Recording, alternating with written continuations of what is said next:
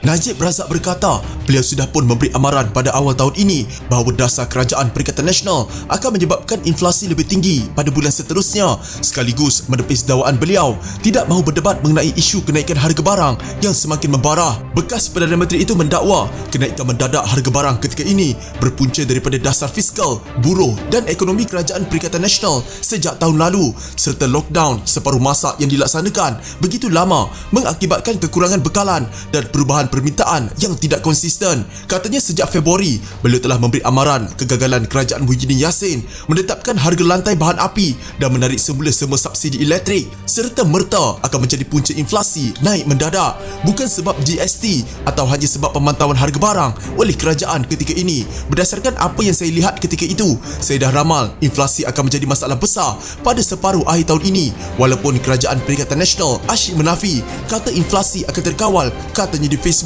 Najib yang merupakan antara pemimpin politik yang agresif memberi cadangan dan mengkritik dasar kerajaan Perikatan Nasional berkata, beliau sudah pun mencadangkan kepada kerajaan Perikatan Nasional supaya menggunakan mekanisme automatik untuk mengawal harga ayam dan telur agar kekurangan bekalan tidak berlaku, bukan hanya dengan menggunakan kawalan harga yang sebenarnya memburukkan keadaan dan membawa kepada kekurangan bekalan yang akhirnya akan naikkan harga ayam dan telur dengan jauh lebih tinggi. Tapi apa saya mampu buat sebab menteri-menteri bijaksana mengawal dasar keuangan dan ekonomi kerajaan gagal. Perikatan Nasional terdahulu tak mahu dengar soalnya. Justru ahli parlimen pekan itu berkata, bagi mengawal kenaikan mendadak harga barang, kerajaan perlu menaikkan secara berperingkat cukai durian runtuh bagi harga minyak sawit diproses untuk diagihkan sebagai subsidi dedak dan subsidi gaji pekerja tempatan. Sebelum ini, portal FMT melaporkan keluhan penternak ayam berhubung kenaikan harga jagung, kacang soya dan minyak sawit mentah yang merupakan bahan untuk membuat dedak, iaitu makanan utama ayam. Najib berkata,